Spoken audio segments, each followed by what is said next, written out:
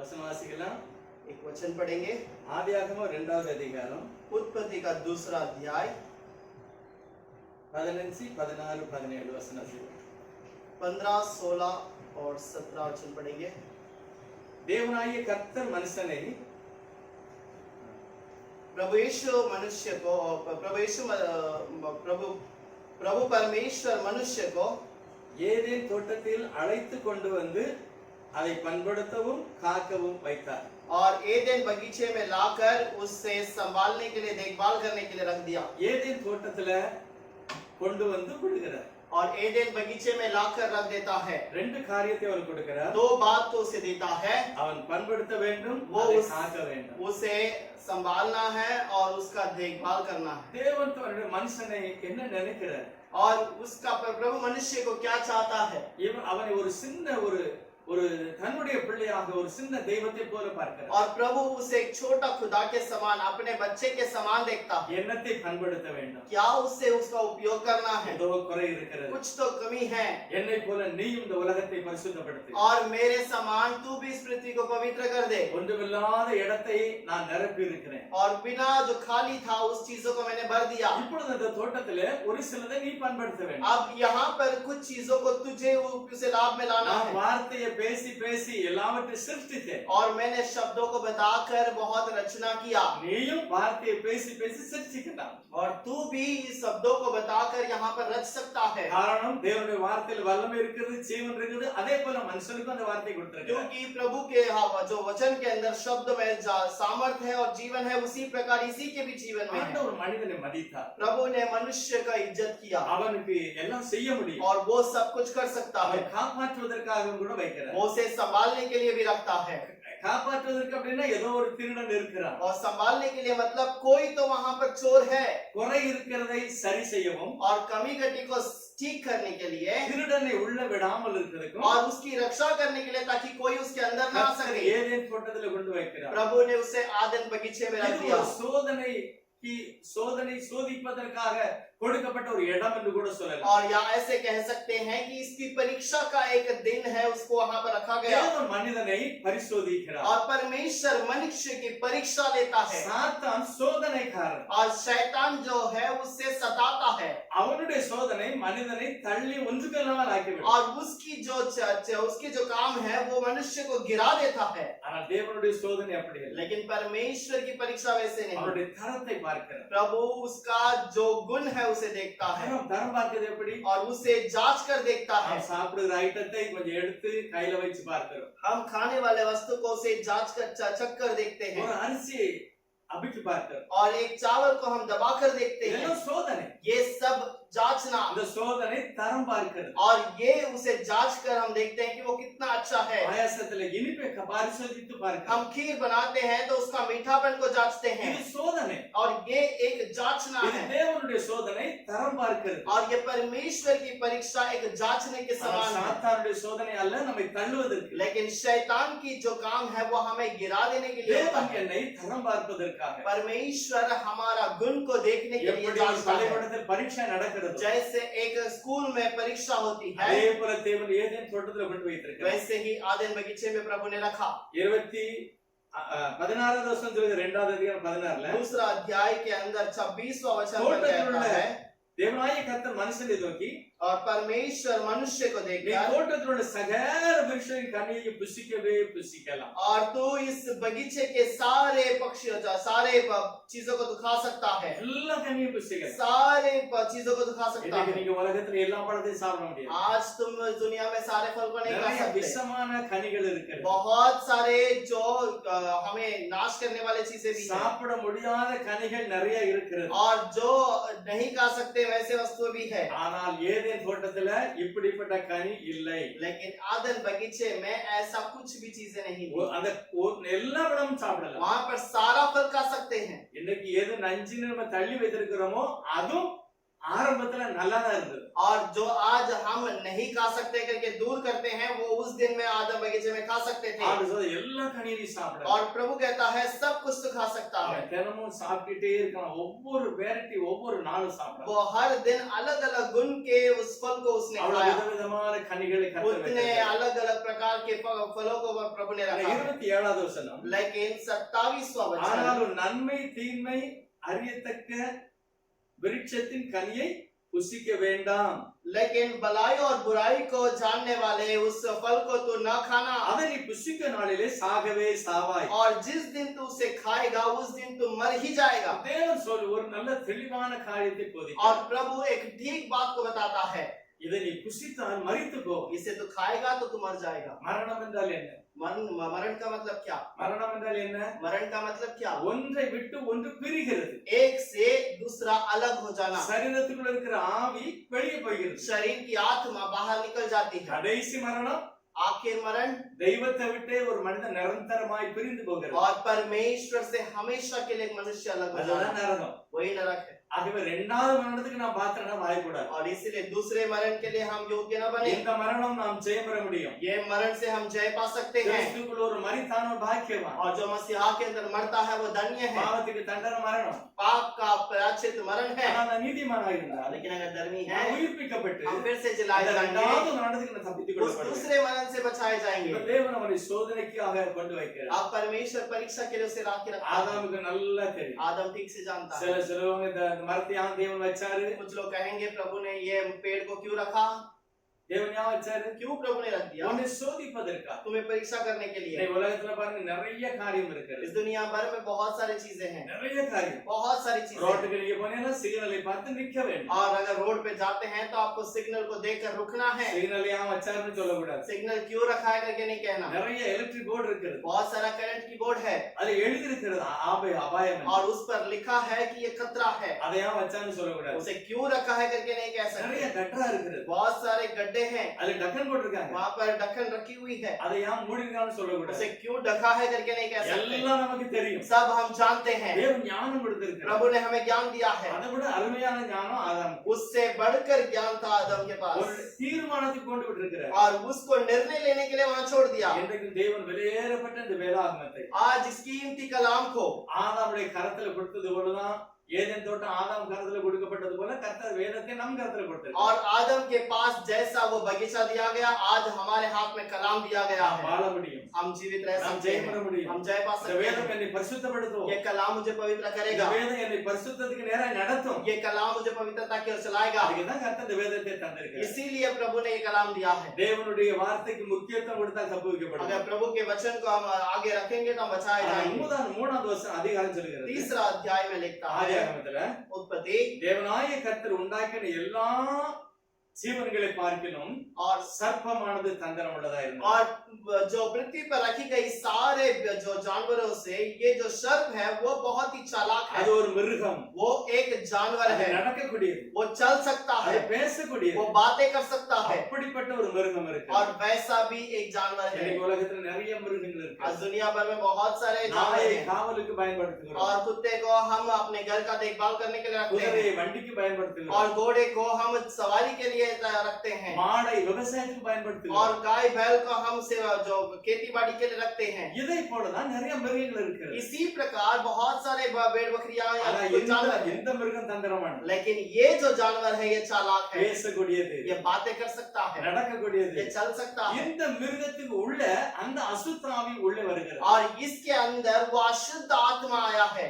லூசிபரின் ஆவி, लूसीफर की आत्मा, இருளின் அதிகாரம் अंधकार की வந்து आत्मा। என்ன சொல்லுகிறது? आकर क्या कहता है, என்ன சொல்லுகிறது பாருங்க. ये क्या कहता है, देखिए தேவனாகிய கர்த்தர் क्या प्रभु परमेश्वर இந்த ஏதேன் தோட்டத்துல ஆதாமையோட வச்சிட்டு போன பிறகு आदम हवा को रख कर जाने के बाद லூசிபரின் ஆவி உள்ள வருகிறது. लूसीफर की आत्मा अंदर आई। ஸ்ரீ சர்ப்பத்தை பார்த்து, அதாவது முதல் வசனத்தில் சொல்லுகிறது, அவன் வந்து கேட்கிறான், எல்லா பழத்தையும் சாப்பிடக்கூடாதுன்னு சொன்னாரோ? और पहला वचन में पूछता है क्या प्रभु ने कहा था कि तू सब चीजों को नहीं खाना है। அதாவது மோசமான சில வக்கீல்களை போல வார்த்தையை போட்டு வார்த்தையை வாங்குவது. और कुछ एक बुरे वकील के समान गलत बातों को बताकर कुछ बातों को ले लेते हैं। அங்க ஒரு வார்த்தையை சொல்லி ஒரு வார்த்தையை வாங்குகிறார். एक बात को बताकर दूसरे बातों को ले लेते हैं। சொன்ன சர்ப்பத்தை பார்த்து ஆமா எல்லாத்தையும் நாங்க சாப்பிடக்கூடாது. और ये कहती है हाँ सब चीजों को हमें नहीं खाना। அந்த ஒரு மரத்தை விலக்கி और வைத்திருக்கார். वो एक पेड़ को हमने दूर रखा। சாத்தான் சொல்லுகிறான் लेकिन शैतान कहता है அந்த பழத்தை சாப்பிடக்கூடாதுன்னு சொன்னாரா? वो फल को नहीं खाने के लिए कहा। அவன் என்ன சொல்ல விரும்புகிறான்? क्या कहना चाहता நீங்க है? நிச்சயமா சாக மாட்டீங்க. तुम जरूर नहीं मरोगे। இதுதான் முதல் பொய் சொல்லுதான். यही पहला झूठ है। தேவன் சொன்னாரு நீ சாப்பிட்டால் செத்து போவாய். प्रभु ने कहा कि तू खाओगे तो मर जाओगे। இவன் சொல்றான் நீ சாக மாட்டாய். शैतान कहता है तुम नहीं मरोगे। அவன் பொய்யன் பொய்க்கு பிதாமா वो இருக்கிறான். झूठा और झूठा का पिता है। அவன் சொல்லுகிற அத்தனை பொய் और தான். जो भी कहता है सब झूठ है। ஆனா சாப்பிட்டா என்ன நடக்கும்? लेकिन खाएंगे तो क्या होगा? அவன் என்ன சொல்லுகிறான்? ये क्या हुआ? இதை நீ சாப்பிட்டால் தேவர்களை போல மாறுவீர்கள். अगर इसे खाओगे तो तुम खुदा के समान தேவர்களை बन போல जाओगे। அப்படின்னா என்னது? और खुदाओं के समान मतलब क्या? தேவனுடைய பிள்ளைகளை போல. और प्रभु के बच्चों के समान। தேவனுடைய பிள்ளைகளா தான இருக்கிறார். और प्रभु के बच्चे ही तो हैं। அப்ப யாமே அப்படி சொல்லுகிறான்? क्यों ये ऐसे कहने लगा? சந்தேகத்தை உண்டாக்குகிறார். और उसकी और शंका நீங்க बढ़ाता இப்பொழுது है। தேவனுடைய பிள்ளை இல்ல. अभी तुम प्रभु के बच्चे नहीं। நீங்க தேவனுடைய பிள்ளையா மாறணும் அப்படின்னா अगर तुम प्रभु के बच्चे बनने जाते பழைய हैं சாப்பிடணும். इस फल को खाना நீ है। தேவனுடைய பிள்ளை போல மாறக்கூடாது तुम என்பதற்காக प्रभु के बच्चे नहीं बनना है इसलिए தேவன் அதை மறைத்து வைத்திருக்கிறார். प्रभु ने उसे गुप्त में रखा। அவர் சரியில்ல. वो अच्छा नहीं है। நான் சொல்லுகிறதை கேளு. मैं जो कहता हूँ सुनो। அப்படி அந்த அந்த கனியை பற்றி மரத்தை பற்றி புகழ்ந்து பேசுகிறார். और वैसे उस पेड़ उसके फल के बारे में बताता நான் है। உடனே என்ன செய்திருக்கணும்? अब ये तुरंत क्या करना चाहिए था? சரி என் புருஷன்ட்ட போய் கேட்டு வா. ठीक है मैं अपने पति से पूछ लेती இல்ல हूँ। எங்க தேவன் தினமும் வருவார், நான் அவர்ட்ட போய் கேட்டு मेरा வரேன். परमेश्वर हर दिन आता है मैं उससे पूछ लेती हूँ। இதை அவர் தீர்மானிக்கவே इसे उसने निर्णय नहीं लिया சுயமாகவே और தீர்மானித்தார். उसने अपने खुद से निर्णय लिया சுயமாகவே சரியான பாதையில போகல. और खुद से वो अपने गलत रास्ते पे जाना शुरू किया। மிகவும் முக்கியமானது. बहुत ही मुख्य बात எதை है। செய்தாலும் சரி कोई भी बात क्यों ना நாம் करे நமக்கு நெருங்கி இருக்கிற நம்முடைய கணவனோடு அதை பகிர்ந்து கொண்டிருக்க வேண்டும். और हम अपने पति या पत्नी के साथ में उसे बातचीत करके தினமும் रहना चाहिए। சாயந்தரம் வருகிற தெய்வனோடு நாம் கேட்டிருக்க வேண்டும். और हर दिन शाम आती है हम प्रभु से उसे बातें அதே करें। நாங்க உங்க பிள்ளை இல்லையா? क्या प्रभु में आपका बच्चा नहीं? உண்மை போல இல்லையா? क्या मैं आपके समान नहीं? சாத்தான் சொல்றான் அந்த பழத்தை சாப்பிட்டாதான் நாங்க தேவர்களா மாற முடியும். शैतान कहता है कि हम खाएंगे तो ही आपके समान प्रभु के समान बनेंगे। சங்கீதம் 82வது சங்கீதம் वचन संहिता 82 6வது வசனம் சொல்கிறது, और वहां पर 6 वचन पर कहता है நீங்கள் தேவர்கள் என்று और तुम खुदा कर நீங்கள் தேவர்கள் என்றும் कि तुम ईश्वर हो நீங்கள் எல்லாரும் உன்னதமானவரின் மக்கள் என்றும் और तुम सारे परम प्रधान के पुत्र हो। நான் சொல்லி இருக்கிறேன். मैं कहता हूँ கர்த்தர் சொல்லி இருக்கிறார். प्रभु ने कहा है எப்படி தேவனுடைய பிள்ளையா மாற முடியும்? कैसे हम प्रभु के बच्चे बन सकते हैं। அடுத்து சொல்லுகிறார் उसके ஆண்டவர், बाद कहता है ஆனாலும் फिर भी நீங்கள் மனுஷரை போல செத்து तो मनुष्य के समान லோக मरकर பிரபுகளை போல लो इस दुनिया के प्रभुओं के ஒருவனை समान போல விழுந்து போனீர்கள். एक के समान गिर गए। தேவன் நல்லவர். प्रभु भला है அவருடைய சொந்த ஜீவனை கொடுத்து மனிதனை और உருவாக்கினார். अपने खुद के श्वास को देकर उसने मनुष्य को बनाया। மாடுக்கு ஒண்ணு பிறந்ததுன்னா மாடுதான். और एक बैल या गाय को जन्म हुआ तो वो गाय या बैल பூனைக்கு होगा। பிறந்தா பூனைதான். अगर बिल्ली को जन्म हुआ तो बिल्ली रहेगा। மீனுக்கு பிறந்தா மீனுதான். मछली का जन्म हुआ तो நம்ம मछली का रहेगा। தேவனால பிறந்திருக்கோம். हम प्रभु से जन्मे हैं। தேவன் தன்னுடைய ஆவியை கொடுத்து வைத்திருக்கிறார். प्रभु ने अपने आत्मा देकर நாம் रखा है। தேவனுடையவர்கள். हम प्रभु के हैं। அவன் சந்தேகத்தை எழுப்பி उस पे शंका को लाकर அவளை டவுட் விட வச்சான். उसको शंका दिलाया। பைபிள் சொல்கிறது யோவான் 11வது அதிகாரம் யோሐன்னா 11वां अध्याय 10வது அதிகாரம் 10वां अध्याय 34வது வசனத்துல கர்த்தர் சொல்கிறார், वहां पर 34वां वचन के अंदर प्रभु இயேசுவுக்கு कहता है பிரதியுத்தரமாக यीशु उसके लिए தேவர்களாய் இருக்கிறீர்கள் என்று और तुम खुदा हो करके நான் சொன்னேன் என்பதாய் உங்கள் வேதத்தில் எழுதியிருக்கவில்லையா? और मैंने कहा है इसके बारे में क्या तुम्हारे कलाम में नहीं लिखा இயேசு है। அவர் சொல்கிறார் சங்கீத புத்தகம் 82 நானா சொல்லி வச்சேன். और यीशु कहता है वचन संहिता के अंदर मैंने ही कहा। நான் சொன்னேன் என்பதாய் உங்கள் வேதத்தில் எழுதவில்லையா? क्या मैंने कहा है ऐसे तुम्हारे कलाम में नहीं लिखा है। தேவ வசனத்தை பெற்றவர்கள் और जो प्रभु की वचन को पाए हैं தேவர்கள் என்று சொல்லி இருக்க और प्रभु है प्रभु के है करके कहा வேத है। வாக்கியமும் தவறாது இருக்கிறது. वचन भी क्या गलत है। கர்த்தருடைய வசனத்தை பெற்றவர்கள் தேவர்கள். जो प्रभु के वचन को पाए हैं वो प्रभु के हैं। தேவனுடைய வசனத்தை ஏற்றுக்கொண்டவர்கள் தேவர்கள். प्रभु के वचन को जो पाते हैं वो उसको स्वीकार करते हैं वो प्रभु के हैं। சொன்ன தவறான உபதேசத்தை கேட்டு लेकिन लूसीफर की गलत उपदेश को அவன் सुनकर அந்த மரத்தை இச்சித்தாள், और उसने उस पेड़ की लालसा की கனியை இல்ல மரத்தை இச்சித்தாள். और उस फल की नहीं बल्कि उस पेड़ की அந்த लालसा की। விருட்சம் புஷ்புக்கு நல்லது அப்படின்னா और वो फल जो है खाने के लिए अच्छा है, அந்த விருட்சம் और वो फल அந்த செடி वो पेड़ அது புஷ்புக்கு நல்லது, वो खाने के लिए अच्छा है பார்வைக்கு நல்லது. और वो देखने के लिए अच्छा அதை है இச்சித்தான். और उसकी लालसा அதுக்கு की। பிறகு அந்த கனியை சாப்பிட்டான்னு उसके எழுதியிருக்கு. बाद उस फल को खाया தவறான ஒரு காரியம் நடந்திருக்கிறது. और एक गलत बात वहां पर हुआ है। தேவன் வெறுத்ததை ஏற்றுக்கொண்டார். और प्रभु ने जो इनकार किया उसे इसने स्वीकार कर ஒன்று लिया। தீமோத்தேயு पहला तीमोथी का किताब 2வது அதிகாரம் दूसरा अध्याय அதுக்கு 4வது வசனம் சொல்கிறது, 14वां वचन में कहता है மேலும் ஆதாம் வஞ்சிக்கப்படவில்லை, और आदम वहां पर फंसाया नहीं ஆனா था, ஸ்திரீயானவளே வஞ்சிக்கப்பட்டு लेकिन விலக்கப்பட்டார். स्त्री वहां पर फंसाई गई और वहां पर दोषी लगाई என்ன गई। நடக்கிறதாங்க? यहाँ पर क्या हुआ है? அங்க ரெண்டு பேரும் சாப்பிட்டாங்கன்னு போட்டிருக்கு. वहां पर दो लोगों ने खाना खाया करके பரிசுத்த लिखा ஆண்டவர் है। சொல்லுகிறாரு ஆதாம் வஞ்சிக்கப்படவில்லை. यहाँ पर लिखा है कि आदम फंसाया न गया। என்ன நடந்திருக்கிறது? यहाँ पर क्या हुआ? 2 கொரிந்தியர் दूसरा कोरिन्थियों 11வது அதிகாரம் 11वां अध्याय 3வது வசனம் சொல்லுகிறது, तीसरा वचन, சர்ப்பமானது और जो सर्प है, சர்ப்பம் என்ன செஞ்சதா? सर्प क्या करता है? சர்ப்பமானது सर्प ஏவாளை வஞ்சித்தது போல जैसे चतुराई से हवा को बहकाया, உங்களுடைய மனதுன்னு போட்டிருக்கு. மனசு तुम्हारा मन, மனசுதான் ரொம்ப முக்கியமானது. तुम्हारा मन बहुत ही मुख्य है। 2 கொரிந்தியர் 11:3. दूसरा कोरिन्थियों का 2:11 के अंदर 3। ஆகிலும் சர்ப்பமானது परंतु தன்னுடைய सर्प தந்திரத்தினாலே ஏவாளை வஞ்சித்தது போல अपनी चतुराई से हवा को बहकाया, உங்கள் மனதும் கிறிஸ்துவை பற்றிய உண்மை நின்று விலகும்படி கெடுக்கப்படுமோ என்று பயந்திருக்கிறார். और तुम्हारा मन भी प्रभु की पवित्रता से बहकाया जाएगा करके मैं डरता हूँ। ஏவாளுடைய இருதயத்தை அவன் எடுத்துக்கொண்டான். और हवा की उस मन को उसने बहका दिया। அவருடைய இருதயம் தவறானது, उसका हृदय गलत था, அது கெடுக்கப்பட்டது. वो बिगाड़ दिया गया। சாத்தானுடைய போதனையினால் அவருடைய இருதயம் நிரப்பப்பட்டது. शैतान की प्रचार से उसका हृदय बगा दिया गया। அதுதான் பொய். और यही तो झूठ है। அதுதான் கலாத்தியர் நிருபத்தில் சொல்லுகிறது. इसी के बारे में गलातियों में कहता है, ஆவியின் கனி आत्मिक फल அன்பு, प्रेम, மாம்சத்தின் கனி मांस का फल விபச்சாரம், வேசித்தனம். और व्यभिचार, वेशी। அப்ப சாத்தானுடைய கனி தவறானது, अब शैतान का फल गलत है, தேவனுடைய கனி அன்பானது. प्रभु का फल प्रेम है। அப்ப எந்த கனி அவன் சாப்பிட்டான்? अब कौन से फल को उसने खाया? சாத்தானுடைய ஏதோ ஒரு காரியத்தை அவள் கற்றுக்கொண்டாள். शैतान की कोई तो एक बात को उसने पा लिया, அது நிமித்தமாய் அவள் சரீரம் தீட்டப்பட்டது. और इसी कारण उसका जो मन बहकाया गया। அவர் சொல்லுகிறார் पौलुस कहता है 2 கொரிந்தியர் 11வது அதிகாரத்துல, दूसरा कोरिन्थियों का 11वां अध्याय, எப்படி எல்லாம் சரீரம் கெடுக்கப்பட்டது. कैसे कैसे शरीर बिगाड़ दिया जाता है। 4வது வசனத்தில் சொல்கிறார், 14वां वचन पर कहता है, எப்படியெனில் உங்களிடத்தில் வருகிறவனை और तो जो तुम्हारे संग आता है, நாங்கள் பிரசங்கியாத வேறொரு இயேசுவை பிரசங்கிக்க, हम जो प्रचार करते हैं कोई और यीशु को अगर प्रचार करें, வேறொரு ஆவியை சொல்லுகிறான், या फिर कोई और आत्मा के बारे में வேறொரு कहें, சுவிசேஷத்தை சொல்லுகிறான். और कोई सुसमाचार को எப்படி सुनाए, சரீரம் கெடுக்கப்படுகிறது? कैसे शरीर बिगाड़ दिया இந்த जाता है। வேதத்தில் சொல்லப்பட்ட சத்தியத்துக்கு விரோதமாக ये कलाम के अंदर बताए गए वचन को छोड़कर வேறொரு சுவிசேஷம், और कोई सुसमाचार, வேறொரு ஆவி, और कोई प्रचार, வேறொரு இயேசு और कोई यीशु அவனுடைய சரீரத்தையே கெடுத்து விடுகிறது. उसकी शरीर को बिगाड़ता है। தேவன் சொன்ன வார்த்தையை விட்டு சாத்தானுடைய வார்த்தையை ஏற்றுக்கொண்டார். और प्रभु के वचन को छोड़कर शैतान की वचन को स्वीकार அந்த किया। கனி அவள் புசிக்கிறாள். इस फल को उसने स्वीकार किया। 1 யோவான் पहला यूहन्ना 3வது அதிகாரம் 3रा अध्याय 4வது வசனம் சொல்லுகிறது, और 4वां वचन में कहता है, நியாயப்பிரமாணத்தை மீறுவதே பாவம். और जो कोई पाप करता है वह व्यवस्था की विरोध करता है, தேவனுடைய வார்த்தையை மீறுவதே பாவம். और व्यवस्था के विरोध में रहना पाप है। நீதிமொழிகள் नीति वचन 24:9 24 சொல்லுகிறது, और उसके अंदर 9 वचन में कहता है, தீய நோக்கம் பாவம். और बुरा विचार पाप है।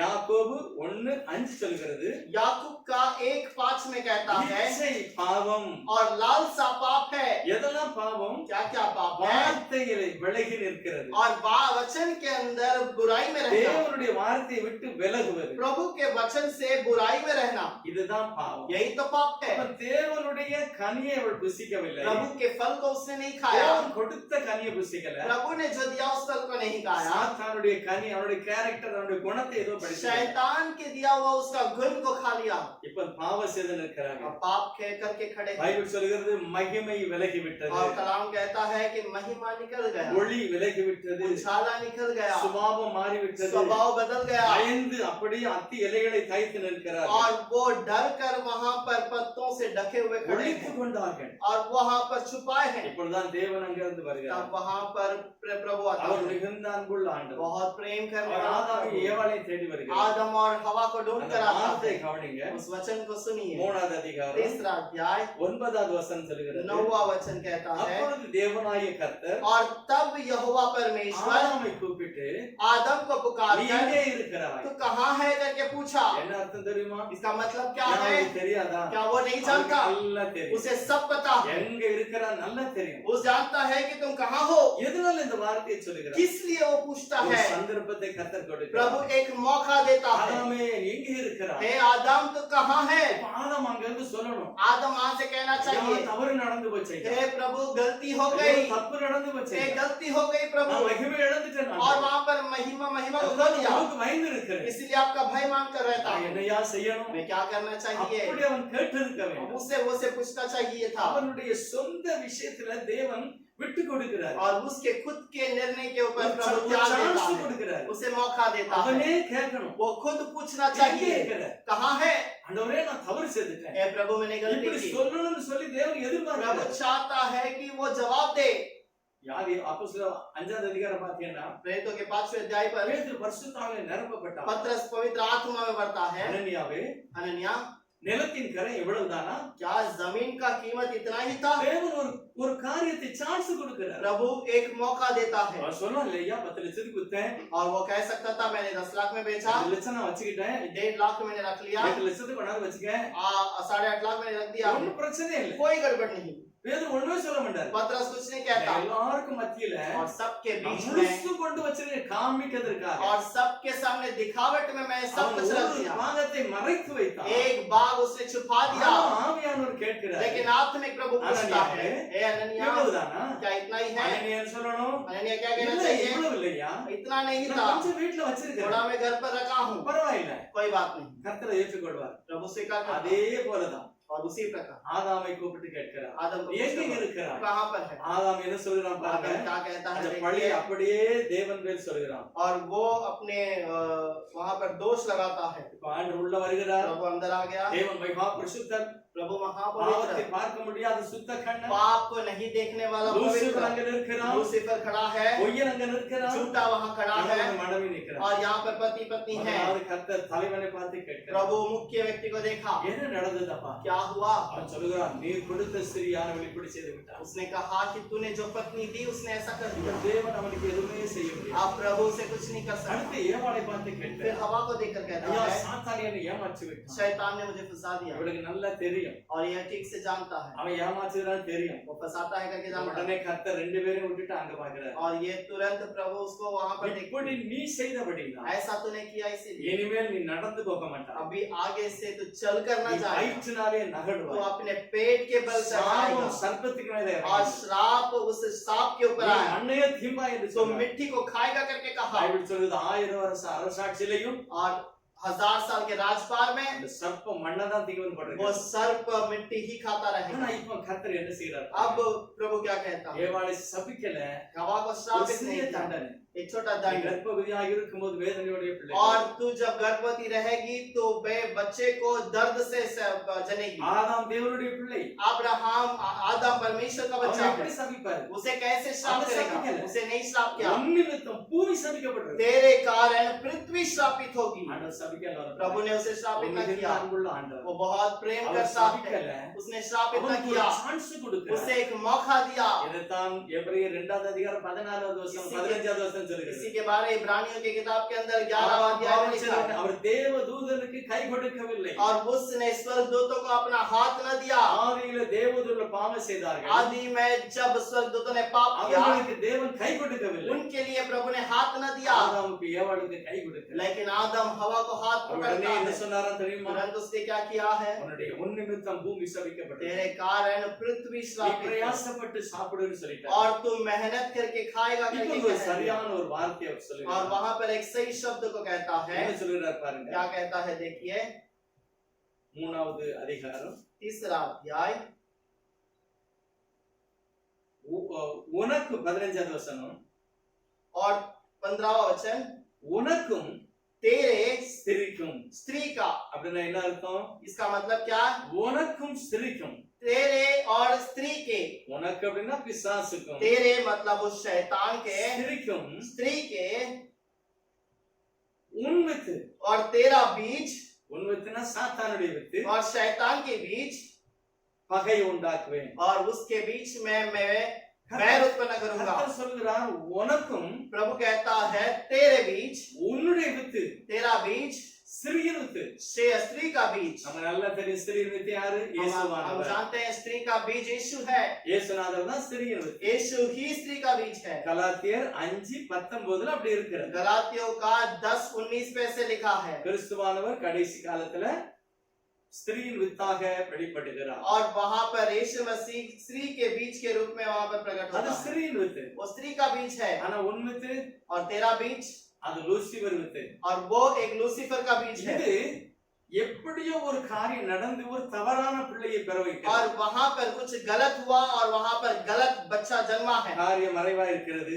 बातें गुप्त है, நிறைய காரியத்தை நம்ம பார்க்க முடியாது. बहुत सारी बातों को हम देख नहीं ஆனா सकते, என்ன நடந்திருக்கு? लेकिन क्या हुआ है? தன்னுடைய வித்து அங்க இருக்கிறது. और उसका बीज वहां पर है। தேவன் அது விவரம் சொல்லல. प्रभु से ठीक से नहीं कहता। உன்னுடைய வித்துக்கும் तेरा बीज, ஸ்திரீனுடைய வித்துக்கும் பகை உண்டாக்கும். स्त्री के बीच में वहां पर मैं बैर उत्पन्न करूंगा। அதுக்கு பிறகு என்ன சொல்கிறாரு? इसके बाद क्या कहता है? அவர், वो, எவர்? वो कौन?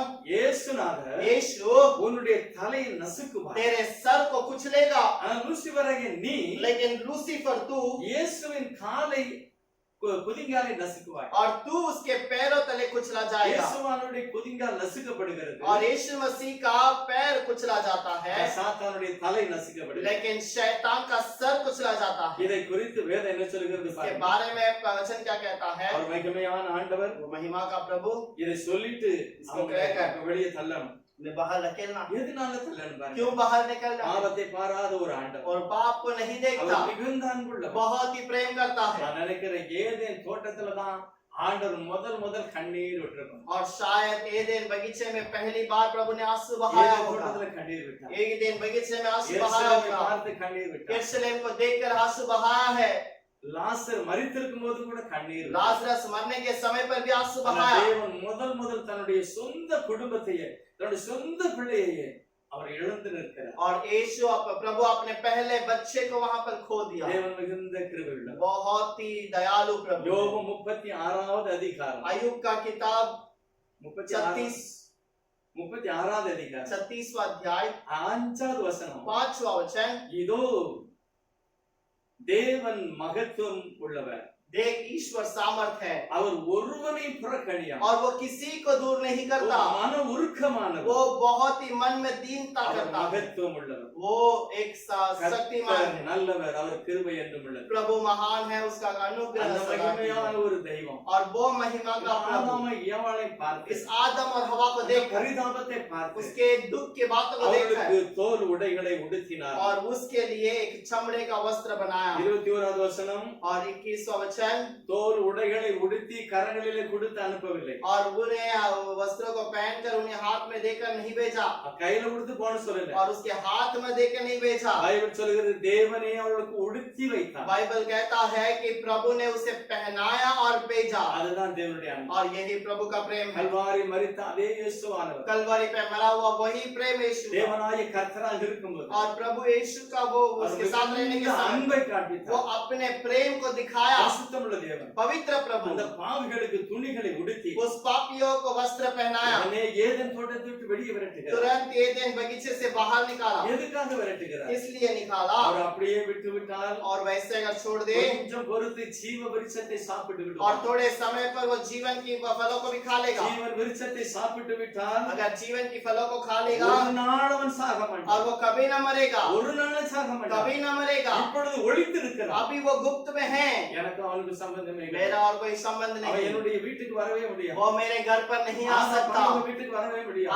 आदम प्रभु के घर पर नहीं जा அவன் सकता। ஜீவ விருட்சத்தை சாப்பிட்ட சாவே கிடையாது. और वो अगर जीवन के फल को खा लेगा तो उसको मरण न होगा। அப்பொழுது அவன் பயந்தவனாய் இருப்பான், हमेशा वो भय का रहेगा, துக்கம் நிறைந்தவனாய் இருப்பான், दुखित भरा हुआ रहेगा, ஆடு உள்ளவனாய் இருப்பான், दुख बोझ से भरा हुआ रहेगा வேதனைப்படுவான், और तकलीफ में रहेगा வியாதி வரும், और बीमारी आएगी கையை அழுகி போகும், और उसके हाथ सड़ जाएंगे, ஆனா சாகவே இல்லை. लेकिन मर ही नहीं पाएगा, ஒன்னும் செய்தாலும் சாக மாட்டான். कुछ भी करे तो नहीं காரணம் मरेगा, ஜீவ விருட்சத்தை சாப்பிட்டிருக்கிறான். क्योंकि उसे जीवन के फल को இந்த खाया। அவல நிலைய இந்த ஆதாமும் ஏவாளும் பெறக்கூடாது. और ये आदम और हवा उसे नहीं पाना இதே चाहिए। நிலையில ஜீவ விருட்சத்தை சாப்பிட்டாச்சு, अगर यही परिस्थिति में जीवन को फल को खा ले சாகாம வேதனைப்படும். और वो बिना मरे दुख में रहेगा வாழ்க்கை பூரா என் பக்கத்துல வரவே और மாட்டான். जीवन भर में मेरे निकट नहीं आ ஒரு पाएगा சரீரம் முழுவதும் அழுகினாலும் சாக மாட்டான். और शरीर पूरा सड़ जाए तो भी नहीं मर पाएगा। ஆகவே இப்போ அவருக்கு ஜீவ விருட்சத்தை इसीलिए கொடுக்கல. अभी मैं जीवन का फल नहीं வெளியே दूंगा, தள்ளி விட்டார். पहले बाहर அதை निकाल दिया காவல் புரித்தார். और वहां सुरक्षा ஒரு நாள் रख दिया। வரும். एक समय நீ आएगा செய்த பாவத்துக்கு தண்டனை மரணம். और तूने जो पाप किया उसका दंड मरण है, அது வெளியே போய் वो मरण जाए वो இந்த निकल जाए। வாழ்க்கையில இந்த நாட்கள்ல इन दिनों में ஒரு கிருபையாய் கர்த்தர் एक கொடுத்தார். अनुग्रह प्रभु ने दिया है 9 வருஷமோ 90 வருஷமோ 10 வருஷமோ 100 வருஷமோ और कितना 10 साल या 40 साल या 50 या 60 100 ஒவ்வொரு साल மனுஷனுக்கு கொடுத்திருக்கிறார். हर एक मनुष्य को प्रभु ने ஒரே दिया, ஒரு நோக்கம், एक ही विचार है நீதியையும் நியாயத்தையும் செய்து தப்பித்துக் கொள். और न्याय और धर्म के काम को कर बच जा। நோவா நீதியை பிரசங்கித்தான். और नूह धर्म के काम को बताने को प्रचार किया, தப்பித்துக் கொள்வதற்கு வழியை போதித்தான். उससे बचने का एक रास्ते को बताया, அவன் கண்டுகொள்ளவில்லை. लेकिन लोगों ने नहीं देखा। ஆதியாகமத்துல வாழ்க்கை தாறுமாறாய் போச்சு. उत्पत्ति में उसका जीवन यहाँ वहाँ भटक गया, ஆனா ஏனோக்கு சொல்கிறார், लेकिन हानुक को कहता है ஐயோ தேவன் இந்த ஜனங்களை அழிக்க போகிறார். हे प्रभु इस दुनिया को नाश करने वाला है। மனுஷனுடைய எண்ணம் தாறுமாறாய் இருக்கு. मनुष्य का विचार अलग है। இன்னைக்கு நமக்கு கொடுக்கப்பட்ட இந்த காலம், आज हमें जो दिया गया ये समय, இதுல நீ புரிந்து கொள், इसे समझ लेना, தெய்வத்தை அடையாளம் கண்டு கொள், प्रभु को पहचान ले நீதியும் நியாயத்தையும் செய், और धार्मिकता के काम को कर, பரிசுத்தாவியை பெற்றுக்கொள், पवित्र आत्मा को पाले, மனம் திரும்பி இரு, मन फिरा சத்தியத்துல வாழு. और सत्य में जीवन உனக்கு बिता। ஜீவ விருட்சத்தை கர்த்தர் तेरे लिए கொடுப்பார். जीवन के वृक्ष को प्रभु देता है, சாவே இருக்காது. उसके बाद कभी நீ मरना தேவனுடைய होगा। வீட்டுல நித்திய காலமாய் तो இருக்க. प्रभु के साथ में नित्य नित्य அதுக்காக रहेगा। அதுக்காக इसीलिए இப்ப நீ வெளியே போய், अभी तो बाहर चला जा। இப்ப நான் வெளியே வந்திருக்கிறது கிருபையின் अब मैं का बाहर आया हूँ अनुग्रह के कारण, இறக்கத்தின் காலம், ये अनुग्रह के மனம் कारण திரும்பக்கூடிய ஒரு मन காலம். फिराने का एक समय இதுல है। நான் மனம் திரும்பினால் इस நான் तरह अगर பாக்கியவான். मन फिराते हैं तो हम धन्य हैं, நான் பாக்கியவான். हम धन्य होंगे। ஆனா வெளியே வந்துட்டு என்ன செய்தான், बाहर आने के बाद क्या करता है, தூரமா போயிட்டான். वो बाहर चला गया। இப்பதான் அவனுக்கு ஒரு குழந்தை பிறக்கிறது. 4வது அத்தியாயத்துல अब उसको चौथे अध्याय में एक और बच्चा कुழந்தை उत्पन्न होता பிறக்கிறது. है, ஒரு குழந்தை பிறக்கிறது. एक बच्चा उत्पन्न हुआ। என்ன ரகசியம், क्या गुप्त है, காயின் பிறக்கிறான். और काइन का जन्म அவனை होता பெற்ற है உடனே ஒரு மனுஷனை பெற்றேன் என்று और சொல்லுகிறான். वो कहती है कि जन्म लेते ही मैंने एक मनुष्य को जन्म दिया। 4:2 சொல்லுகிறது. और 4:2 में कहता है பின்பு உடனே அவளுக்கு இன்னொரு குழந்தை तुरंत பிறக்கிறது. उसको और एक बच्चा भी जन्मा, ஆபேல். अबेल। இந்த ரெண்டு பேருடைய குணமுமே और வித்தியாசமானது. ये दोनों का गुण अलग है। ரெண்டு பேருடைய குணமும் अब வித்தியாசமானது. ये दोनों का गुण अलग है। வேதத்துல நீங்க பாத்தீங்கன்னா ரெண்டு பேருடைய குணமும் வித்தியாசமானது. कलाम में अगर देखेंगे तो दोनों का गुण अलग प्रकार का है। பைபிள்ல நான் பார்த்தோம்னா और वहां पर बाइबल पे 1 देखेंगे யோவான் पहला यूहन्ना 3வது அதிகாரம் 3रा अध्याय 12வது வசனம். 12 वचन, அதுல எழுதியிருக்கிறது इस पर लिखा है 1 யோவான் और कैन के समान न बने जो उस दुष्ट से था और जिसने अपने भाई को घात किया। और उसे किस कारण घात किया, इस कारण कि उसके काम बुरे थे और उसके भलाई के काम धर्म के थे। இதுல பொல்லாங்கன், और ये बुराई காயின் எப்படி உண்டானா, काइन कैसे जन्म लिया, பொல்லாங்கனால் உண்டாயிருக்கு. दुष्टता से जन्म लिया, ஆகவே அவன் கொலை செய்கிறான். इसलिए वो मार இவன் डालता है। ஆதி முதல் கொலைபாதகன். और ये आदि से घात करने वाला था, ஆதி முதல் கொலைபாதகன். और ये आदि से घात करने वाला சாத்தானுடைய था। வித்து அவனுக்குள்ள இருக்கிறது. शैतान की बीज उसके अंदर थी, சாத்தானுடைய ஆவி அவனுக்குள்ள இருக்கிறது. शैतान की आत्मा उसके अंदर थी। யோவான் 8வது அதிகாரத்துல இயேசுவானவர் கொஞ்சம் சில காரியங்களை விவரிக்கிறார். यूहन्ना 8वां अध्याय के अंदर यीशु मसीह कुछ बातों को प्रकट 20வது करता है। அதிகாரம் 8:20ல 8 के अंदर भी இயேசுவானவர் தேவாலயத்திலே உபதேசம் பண்ணுகிறார். और यीशु मसीह कलीसिया के अंदर प्रचार करता எருசலேம் है। தேவாலயத்திலே யார் இருப்பா? और यरूशलेम कलीसिया के अंदर कौन है, தேவனுடைய பிள்ளைகள் प्रभु இருப்பார்கள். के बच्चे हैं, ஆபிரகாமுடைய சந்ததி இருப்பார்கள். अब्राहम के संतान हैं। ஆண்டவரே ஒரு நாள் சொல்கிறார், प्रभु खुद कहता है 34 சொல்கிறாரு, 34 में कहता है இயேசுவுக்கு பிரதித்தரமாக பாவம் செய்கிறவன் பாவத்துக்கு அடிமையாக और இருக்கிறான். यीशु ने कहा कि जो पाप करता है वो पाप का अधीन है। அவன் சொன்னாங்க அப்படிலாம் நாங்க ஒண்ணும் அடிமைகள் கிடையாது. और वैसा वो लोग कहते हैं हैं हम वैसे किसी का गुलाम नहीं, நாங்கெல்லாம் ஆபிரகாமுக்கு பிறந்த பிள்ளைகள். हम तो अब्राहम के संतान हैं। ஆனா ஆண்டவர் சொல்றாரு, "எப்பா நீ ஆபிரகாம் குடும்பத்துல பிறந்தவன், நீ பாவி." और वो क्या प्रभु ने कहा तो अब्राहम के परिवार में जन्म लिया तो भी तो पापी है। இயேசு சர்வ வல்லமையுள்ளவரா பேசுகிறார். यीशु सर्व वाला शक्तिमान बनकर बातें करता சர்வவல்லமையுள்ள है, பேசுகிறார். कलीसिया के अंदर बातें करता உள்ளத்துல है, ரெண்டு வித்து இருக்கிறது. और अंदर दो बीज है, ஒன்னு சாத்தானுடைய சந்ததி, एक शैतान का संतान, ஒன்னு ஆவிக்குரிய சந்ததி. एक आत्मिक संतान। எப்படி கண்டுபிடிக்க முடியும்? कैसे पकड़े? இயேசு சொல்கிறார், और यीशु ने कहा, என் சத்தத்துக்கு என் ஆடு சத்தத்துக்கு செல்லும். मेरा भेड़ मेरी आवाज को सुनता है। வேற ஒரு ஆடு இருக்குயா. और या इसका मतलब यहाँ पर और कोई भेड़ नहीं நியாய है। தீர்ப்பன்னைக்கு கர்த்தர் சொல்கிறார், न्याय के दिनों में प्रभु कहता என் है, வலது பக்கத்துல இருக்கிறது செம்பரி ஆடு, என் ஆடு. मेरा दाहिने ओर खड़ा रहने वाला बछड़ा मेरा है, वो मेरी आवाज सुनता இடத்துல है। இருக்கிறது வெள்ளை ஆடு, அது என் ஆடு கிடையாது. और जो दाई ओर रहता है वो जो है बकरी है, वो मुझे नहीं அது पहचानता। உள்ள ஒரு வித்து தவறான ஆவி இருக்கு. उसके अंदर एक बुरी आत्मा है। யோவான் 8:44 சொல்கிறது. यूहन्ना 8:44 पे இயேசு लिखा है। நேரடியா சபைக்குள்ள சொல்கிறார், और यीशु कलीसिया के अंदर ठीक से कहता है, நீங்கள் உங்கள் பிதாவாகிய பிசாசினால் பிறந்தவர்கள். और तुम अपने पिता शैतान से जन्मे हो, அதனால நீ கொல்ல வகை தேடுகிறாய். इसीलिए तुम मारने के लिए विचार करता எப்படி है। புரிந்து கொள்வீர்கள்? कैसे तुम समझ लोगे? இயேசு தேவாலயத்துல நேரடியா சொல்றாரு, நீங்களும் பிசாசினால் यीशु பிறந்தவர்கள். कलीसिया के अंदर खड़े रहकर वहां के लोगों को कहता है कि तुम मुझे घात करने के लिए हो। ஆனா 56வது வசனத்தில் சொல்கிறார், लेकिन 56 में कहता है, அதே ஜனங்களை பார்த்து பேசுகிறாரு, उसी लोगों से कहता है, உங்கள் பிதாவாகிய ஆபிரகாம் என்னை காண வாஞ்சா இருந்தார். और तुम्हारा पिता अब्राहम मुझे देखने का इंतजार किया। ஒரு வசனத்தை சொல்றாரு, உங்க பிதா பிசாசு. एक वचन में कहता है तो இயேசுவானவர் ஆபிரகாமுடைய காலத்தை குறித்து பேசுகிறார். यीशु मसीह अब्राहम के जमाने के बारे में बताता है। சபைக்குள்ளேயே சொல்கிறார், कलीसिया के अंदर कहता है, உங்கள் தகப்பனாகிய ஆபிரகாம் तुम्हारा पिता अब्राहम என்னுடைய நாளை காண வாஞ்சியாக இருந்தார். मेरे दिन को देखने के लिए इच्छा किया। கண்டு களி கூர்ந்தான். उसे देखकर எல்லாருக்கும் கோபம் வந்துச்சு. सबको क्रोध भी आ அது गया। எப்படி? ये कैसे होगा? அது எப்படி அவரு உங்களை பார்த்தாரு? और कैसे पिता अब्राहम ने तुम्हें देखा? 50 வயசாகவில்லையே. और तुम्हारा तो अभी 50 उम्र नहीं हुआ। ஆனா இயேசு யார்? यीशु कौन है? அவர் யார்?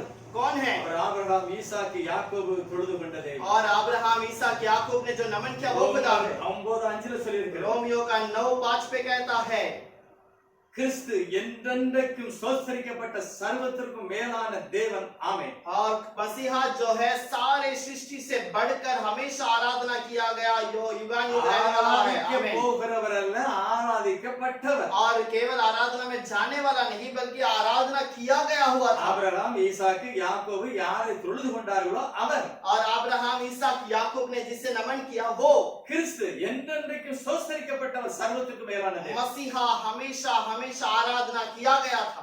அவர் ஆபிரகாமுடைய வீட்டுக்கு போனார். वो अब्राहम के घर पर गया। ஆதியாகமம் 18வது அதிகாரத்துல மம்ரோன் சமவெளியில மத்தியானத்துல வெயில்ல கர்த்தர் அவனுடைய வீட்டுக்கு போகிறார். और अब्राहम के घर पर दोपहर के समय पर उसके घर के बाहर उसे दिखाई दिया। ரெண்டு தூதர்கள், ஒரு தேவன். और एक खुदा और दो स्वर्गदूत। ஆபிரகாம் நல்ல வெளிப்பாடோடு और போகிறார். अब्राहम एक अच्छा प्रकटीकरण, ஆண்டவரே, और ஆண்டவரே, वो कहता है, ஒருமை தேவனை மட்டும் தொழுது वो கொள்கிறார். केवल प्रभु यहोवा एक ही को आराधना किया। அவரை உட்கார வைத்தான். उसे घर पर बिठाया, கர்த்தர் அவனோடு பேசினார். प्रभु ने उससे बातें की। தேவனை ஒருவன் ஒரு காலம் காணவில்லை. और प्रभु को कभी किसी ने नहीं देखा। தேவனை ஒருவன் ஒரு காலம் காணவில்லை. प्रभु को कभी किसी ने नहीं देखा। அப்படி என்றால் ஆபிரகாம் வீட்டுக்கு போனது யாரு? इसका मतलब अब्राहम के घर पर कौन गया? இயேசு போனார். यीशु गया था। இயேசு தான் போக முடியும். यीशु ही जा सकता है। காரணம் என்ன? इसका कारण क्या है? தெய்வத்தை ஒருவன் ஒரு காலம் காண முடியாது. और प्रभु यहोवा को कोई कभी नहीं देख सकता। அவருடைய சிந்தையிலே மறைந்திருக்கிறார். और वो उसके विचार में गुप्त में है। இயேசு கிறிஸ்துவை பிதாவை வெளிப்படுத்தினார். और यीशु मसीह ने पिता को प्रकट किया है। யோவான் 1வது அதிகாரம் यूहन्ना का पहला अध्याय 18 சொல்கிறது, 18 वचन में தேவனை कहता है, ஒருவன் ஒரு காலம் காணவில்லை. और प्रभु को कभी किसी ने नहीं देखा। பிதாவின் மடியில் இருக்கிற ஒரே பேரான குமாரன். और पिता के गोद में रहने वाला एकलौता पुत्र। மடி அப்படின்னா மடி இல்ல, और जो गोद का मतलब उसके அவர் गोद में रहने இருக்கிற वाला ஸ்தானம், नहीं, அவர் இருக்கிற और ஸ்தானம். वो रहने वाला स्थान। நான் ஜெயம் பெற்ற என் பிதாவினுடைய சிங்காசனத்தில் வீற்றிருக்கிறேன். और मैं जय पाया मेरे पिता के सिंहासन पर बैठा हूँ। ஒரே சிங்காசனத்தில் ரெண்டு பேரா? क्या एक ही सिंहासन पे दो लोग हैं? வானம் எனக்கு சிங்காசனம். आकाश मेरा सिंहासन அவர் है, பரலோகத்துல இருக்கிறார். वो स्वर्ग में रहता है நான் பரலோகத்துல இருக்கிறேன். और मैं भी उसके सिंहासन में தேவனை स्वर्ग में ஒருவரும் रहता हूँ। ஒருக்காலும் பார்க்க முடியாது. प्रभु को कभी कोई नहीं देख सकता குமாரனே பிதாவை और வெளிப்படுத்தினார். पुत्र परमेश्वर को प्रकट करता ஆகவே है। ஆபிரகாம் வீட்டுக்கு 18வது அதிகாரத்துல போனாரு, சாப்பிட்டாரு, பேசினார். इसलिए अब्राहम के घर पर 18वां अध्याय पर गया था, अब्राहम से बातें किया, भोजन किया। ரெண்டு தூதர்கள் ஒரு தேவன். और ये दो खुदा है, एक खुदा है और दो स्वर्गदूत இப்ப हैं। அந்த ரெண்டு தேவதூதர்களும் சோதோமுக்கு போய்விட்டார்கள். अब ये दोनों स्वर्गदूत सोदोम में चले गए, ஆனால் தேவனோடு ஆபிரகாம் முகமுகமாய் நின்று பேசுகிறார். लेकिन अब्राहम से प्रभु वहां पर चेहरे से चेहरे बातें இயேசுவே करता है। அவர். यीशु ही वो है। இங்க சொல்கிறார், அவன் என்னுடைய நாளை காண வாஞ்சா இருந்தான், கண்டு களியுறுந்தான். यहाँ कहता है कि उसने मेरे दिन को देखने का इच्छा किया, देखा और अचंभा किया। 50 நீதிமான்கள் சோதோமிலே இருந்தால் நீர் அழிக்க கூடாது என்று சொன்னவர் இயேசுவானார். और यीशु ने कहा 50 धर्मी रहेगा तो भी तू नाश नहीं करेगा करके अब्राहम ने उससे कहा। மகிமையான சாயல்ல தேவன் एक பேசுகிறார். महिमा के साय जो रूप में उसे दिखाई दिया, ஆனால் அவங்களுக்கு பொறுக்கல. लेकिन उन्हें वो सहन नहीं हुआ, அதனாலதான் தேவனை வெறுத்தார்கள். इसीलिए उसने खुदा को इनकार किया। காயனையும் ஆபேலையும் பார்த்தான். और काइन और आबेल को अगर देखें, ஆராதனையில் வெளிப்படுகிறது. वो आराधना में प्रकट होते हैं, ஆராதனையில வெளிப்படுகிறது. आराधना में प्रकट होते हैं। ஆதியாகம புத்தகத்துல उत्पत्ति का किताब 4வது அதிகாரத்துல ரெண்டு பேருமே ஆராதிக்கிறார். 4th अध्याय के अंदर दोनों वहां पर आराधना ஒருவன் करते நல்ல हैं। நல்ல பழங்களா கொண்டு एक வருகிறார். अच्छे अच्छे फल को ले आकर நல்ல आराधना பழங்கள் करता है கனி காய்களை கொண்டு வரான். और एक अच्छे अच्छे सब फूल फल सब ले आता है அழுகுனதல்ல நல்ல கனிகளை கொண்டு और வரான். सड़ा हुआ नहीं बल्कि अच्छे फल को ले ஆனா जाता அது है। இயேசுவானவர் கொண்டு போற பலி எல்லாம் வேற எங்க போறது? लेकिन यीशु मसीह के लिए नहीं बल्कि और कहीं ले जाने वाला, அவன் தேவனோ அதை பார்க்கவே இல்லை. लेकिन प्रभु ने उसे नहीं देखा। ஆனால் எபிரேயர் 11வது அதிகாரம் इब्रानियों का 11वां अध्याय 4வது வசனம் சொல்கிறது, 4था वचन कहता है ஆபேலுடைய பலியை குறித்து கர்த்தர் சொல்கிறார், और उसके अंदर आबेल के बलि के बारे में कहता है விசுவாசத்தினாலே विश्वास के कारण। ஆபேல் காயினுடைய பலியில் மேன்மையான ஒரு பலியை செலுத்தினார். और जो आबेल ने जो प्रभु को एक बहुत ही बड़ा बलि चढ़ाया, அவனுடைய பலியை குறித்து காணிக்கை குறித்து தேவனே சாட்சி और கொடுக்கிறார். उसके बलिदान के बारे में प्रभु खुद गवाही देता है। காயின் சந்ததிக்கு வெளிப்பாடு இருக்காது. काइन के संतान को प्रकटीकरण नहीं அவன் रहेगा, தேவனை எப்படி वो ஆராதிப்பான்? प्रभु को कैसे भी आराधना करेगा। சாத்தானை போல துணி உடுத்திருப்பான். और शैतान के समान वस्त्र पहनेगा, சாத்தானை போல தாளம் போடுவான். शैतान के समान वो राह डालेगा, ஏசபேல போல கலர் பூசுவான். एजेबेल के समान अपने आप को श्रृंगार करेगा அரைகுறையான Dress இருக்கும். और एक छोटे मोटे कपड़े पहनेगा, எப்படி இருப்பாங்க? कैसे भी रहेगा। அது காயினுடைய ஆராதனை. ये काइन की आराधना, தெய்வனோ அதை பார்க்கவே இல்லை. प्रभु ने उसे नहीं देखा, ஆனா ஆபேலுக்கு வெளிப்பாடு கிடைத்தது. लेकिन आप आबेल को प्रकटीकरण என் दी। தேவனுக்கு நொறுங்குண்ட ஆத்துமா தான் பிடிக்கும். और मेरे प्रभु को टूटा हुआ हृदय पसंद है। என் தாயின் தகப்பன் ஏதேன் தோட்டத்தை விட்டு வெளியே வந்தார். मेरे माता पिता एदेन बगीचे से बाहर आ गए, பாவத்துக்கு சம்பளம் மரணம். पाप का प्रयाचित मरण है ரத்தம் சிந்தல் இல்லாமல் பாவமன்னிப்பு உண்டாகாது. और बिना लहू बहाए पाप का क्षमा அந்த नहीं। மகிமையான வெளிப்பாடினாலே ஒரு ஆட்டுக்குட்டியை கொண்டு பலி और செலுத்தினார். उस प्रकटीकरण के कारण एक मेमने को बलि चढ़ाया, ஆகவேதான் ஆபேலுடைய பலி மகிமையான ஒரு பலியாக இருந்தது. इसीलिए आबेल का बलि एक महान बलि था। தேவன் ஆபேலுடைய பலியை அங்கீகரித்தார். और प्रभु ने आबेल की जो बलि को स्वीकार காயினுடைய किया பலியை கர்த்தர் அங்கீகரிக்கவில்லை. और काइन के बलि को नहीं स्वीकारा। காயினுடைய பலியை கர்த்தர் அங்கீகரித்தார், காயினையும் அங்கீகரிக்க வேண்டும். और अगर काइन को स्वीकार किया और काइन के बलि को स्वीकार किया तो काइन को भी स्वीकार करना காயின் होगा। தவறான ஆவி உள்ளவன். और काइन गलत आत्मा का है தவறான தகப்பனுக்கு பிறந்தவன். और गलत पिता से जन्मा है। ஏவாள் ஜீவனுள்ளோருக்கெல்லாம் தாயானவள். और हवा जो है जो जीवित रहते हैं उन सब के लिए माता बनी। ஆதாம் ஜீவனுள்ளோருக்கெல்லாம் தகப்பன் அல்ல. और आदम सारे जीवितों का पिता नहीं है। ஆகவே காயினுடைய ஆராதனை தனி, और इसलिए काइन की आराधना अलग அவனுடைய है, பலி தனி, उसकी बलि अलग அவனுடைய है, துணிமணி தனி, उसका वस्त्र अलग है, அவனுடைய கலர்களெல்லாம் தனி. उसका रंग रूप अलग है। தேவன் பார்க்கவே இல்லை. प्रभु ने नहीं देखा, ஆனா இவனுக்கு புரிஞ்சு போச்சு, தேவன் பார்க்கல. इसको समझ आ गया, प्रभु ने नहीं देखा। 4வது அதிகாரம் 4था अध्याय, அவனுடைய முகநாடி வேறுபட்டது. और उसके चेहरे पे उदासी छा गई। ஆனா கர்த்தருடைய வேதம் சொல்லுகிறது, लेकिन प्रभु का वचन कहता है, ஆண்டவர் அவனை பார்த்து பேசுகிறார், प्रभु ने उसे देख के पूछा, காயினே हे काइन, நீ நன்மை செய்தால் மேன்மை இல்லையோ? और क्या तू भलाई करेगा तो भलाई नहीं நீ होगी? நன்மை செய்யாதிருந்தால் பாவம் வாசற்படியிலே படுத்திருக்கும். अगर तू भलाई नहीं करता तो पाप तेरे दरवाजे के चौखट पर पड़ा நீ रहेगा। பாவம் செய்யக்கூடாதுன்னு சொன்னார். पाप नहीं करना है करके कहा। காயினையும் அவன் காணிக்கையும் அவர் அங்கீகரிக்கவில்லை.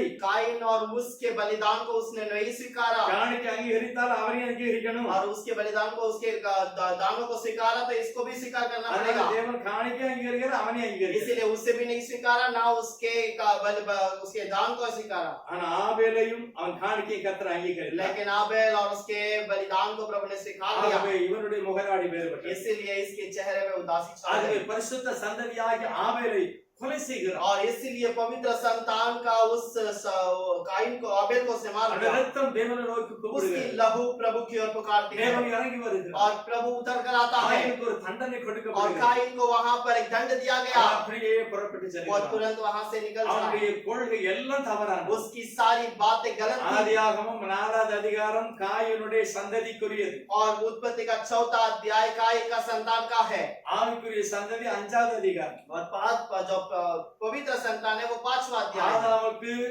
ஆதாமுடைய ஒரிஜினல் சந்ததி ஆபேல் இழந்து போனதுனால और आदम ने अपना मुख्य जो बीज उसे खो दिया इस कारण। ஆதியாகமம் 4வது அதிகாரம் 25வது வசனம். और 4था अध्याय का 25वां இன்னும் वचन। ஆதாம் தன் மனைவி அறிந்தான். और फिर आदम ने अपने पत्नी को जाना, அவள் ஒரு குமாரனை பெற்று उसने एक पुत्र जनी காயின் கொலை செய்த ஆபேலுக்கு பதிலாக और काइन जो घात किया उस आबेल के बदले में தேவன் அவனுக்கு வேறொரு புத்திரனை प्रभु கொடுத்தார். ने उससे दूसरा एक पुत्र दिया அவனுக்கு சேத் என்று பெயர். और उसको सेत करके नाम रखा தேவன் गया। வேறொரு குழந்தையை प्रभु கொடுத்தார். ने और एक संतान இது दिया ஒரிஜினல். और यही तो मुख्य है। ஆதாமுடைய பிள்ளை யாரு? और आदम का बच्चा कौन है? ஆபேல் தான்.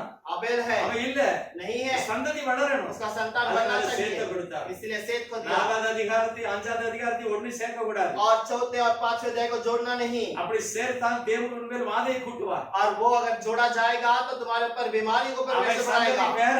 उसका संतान अलग அது है, வளர்கிறது. वो बढ़ता है। தேவன் அதை கொஞ்சம் காண்பிச்சுட்டு விட்டுட்டார். प्रभु ने उसे थोड़ा दिखाया फिर खत्म कर ஆனா दिया, வளருது. लेकिन वो बढ़ता है। 5வது அதிகாரம் 5वें अध्याय पर கர்த்தர் தன்னுடைய சந்ததியை விவரித்து प्रभु காண்பிக்கிறார். अपने संतान को ठीक से बताता ஆதியாகமம் है। 5வது அதிகாரம் उत्पत्ति का 5वां अध्याय ஆதாமின் வம்ச வரலாறு. आदम का वंशावली। தேவன் மனுஷனை சிருஷ்டித்த நாளிலே परमेश्वर ने मनुष्य को जिस दिन सृष्टि की, தேவன் அவன் தேவசாயலாக प्रभु ने उसे अपने स्वरूप में बनाया ஆண் பெண்ணுமாக சிருஷ்டித்தார். और उसे नर नारी बनाया, அவனை उन्हें ஆசீர்வதித்தார். आशीष किया அவனை மனுஷர் என்று பெயரிட்டார். और इन्हें मनुष्य करके नाम रखा। வேதம் சொல்லுகிறது प्रभु का वचन कहता ஆதாம் है 130 வயதான போது आदम जब 120 वर्ष का தன் हुआ சாயலின்படியே और अपने स्वरूप से, சங்கல்பத்தின்படியே अपने स्वरूप ஒரு के कारण குழந்தையை பெற்று சேத் என்று பெயரிட்டார். और उसे सेत करके नाम रखा। சேத்துக்கு ஒரு குழந்தை பிறக்கிறது. सेत को एक बच्चा उत्पन्न हुआ அதுவரை ஏனோஸ். और उसका नाम हेनोस। அப்பொழுது கர்த்தருடைய நாமத்தை தொழுது கொள்ள ஆரம்பித்தார்கள். और तब लोगों ने प्रभु के नाम की महिमा करना शुरू कर दिया। சந்ததி ரெண்டாயிட்டு.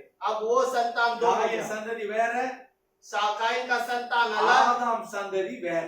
आदम का संतान अलग, இவனுடைய வழிமுறை எல்லாம் வித்தியாசம். और इसका जो परिवार या रिश्ता है सब अलग है। இந்த 5வது அதிகாரத்துல நீங்க சந்ததியை வரிசையா எண்ணி பாத்தீங்கன்னா अगर इसके संतान को आप ठीक से देखेंगे சரியா 7வது தலைமுறை ஏனோக்கு வருவார். और इनका 7वां पीढ़ी हानुक है। ஏனோக்கு தான் 7வது தலைமுறை உள்ளவர். தேவனோடு சஞ்சரித்தார். हानुक 7वां पीढ़ी का है और प्रभु के साथ रहा हुआ ஒன்று है। நாளாகமம் 1வது அதிகாரம் और पहला इतिहास का पहला अध्याय முதல் வசனம் சொல்லுகிறது पहला वचन कहता है Adam Seth, Enosh Enosh, Kenan Kenan, Mahalalel Mahalalel, Jared Jared, Enoch Enoch, 7வது ஆளு.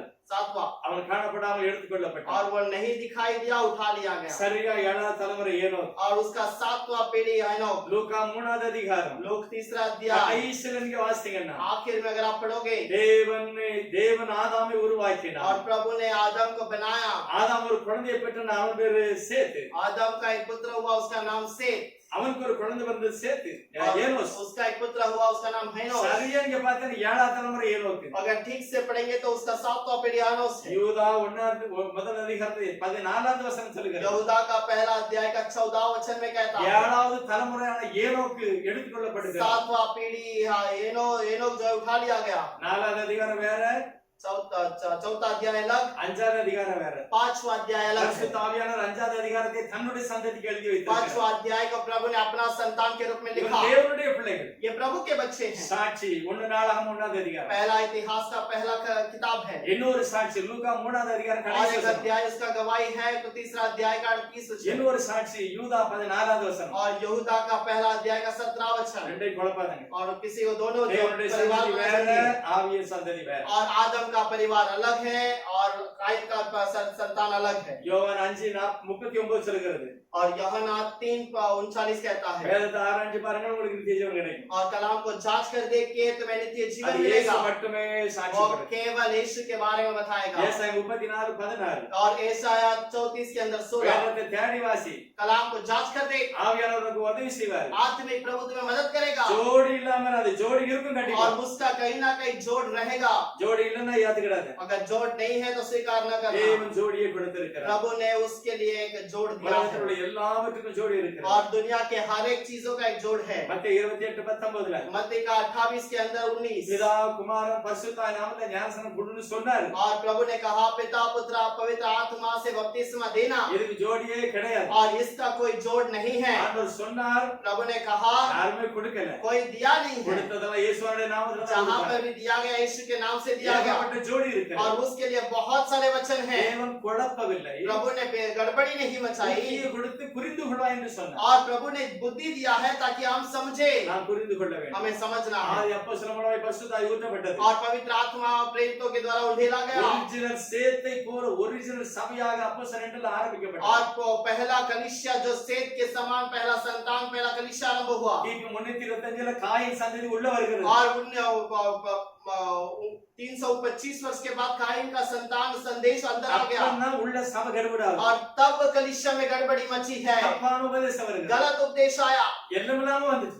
गलत बातें आई, ஆனால் தேவன் தன்னுடைய சந்ததியை நோக்கி लेकिन பார்க்கிறார். प्रभु अपनी संतान को देखता है। அப்போஸ்தலர் 2:38 தேவனுடைய ஆவி ஊற்றப்பட்டது. और प्रेरितों के 2:38 में प्रभु का आत्मा நாம் उतरा। புரிந்து கொள்ள வேண்டும். हमें समझना है, நமக்கு புரியணும். வேதத்தை நல்லா ஆராய்ச்சி பாருங்க. कलाम को ठीक से जांच कर देखो। அதே மத்தேயு 28:19 मत्ती का 3:19, லூக்கா 24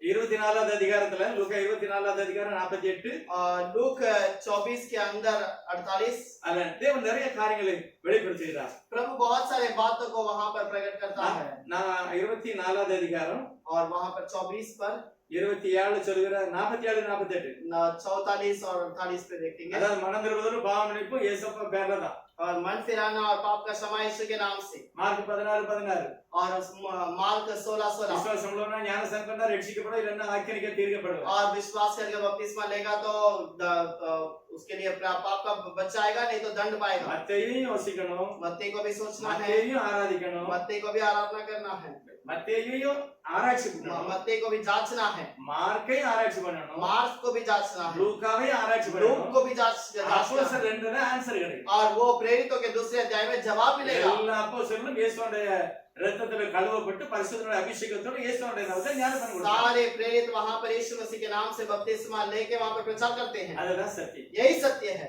ஆனா புரிந்து கொள்ளாத யூதர்கள், लेकिन जो नहीं समझे वो यहूदी, வெளிப்பாடு இல்லாதவர்கள், और जो प्रकाशित नहीं थे, மூணு பேர் வராங்க. 3 लोग आते हैं, சாஸ்திரிகள். और वो शास्त्री, யூதருக்கு ராஜா எங்க பிறந்திருக்கிறாரு? यहूदियों का राजा कहाँ जन्मा, ஆனா ஏறாத உள்ளம் தடுமாடுது. लेकिन हारू जो हेरोद का गिरते घबराने लगा। வேதபாரன் பரிசேயர் எங்க இருந்தான்? और फरीसी और सदुकी वहां पर क्या करते हैं? யூதேயரோட பெத்லகேம்ல பிறப்பார்னு சொல்லி हाँ, இருக்கு. बाइबल पे लिखा है कि यहूदिया के बेतलेहम में जन्मेगा।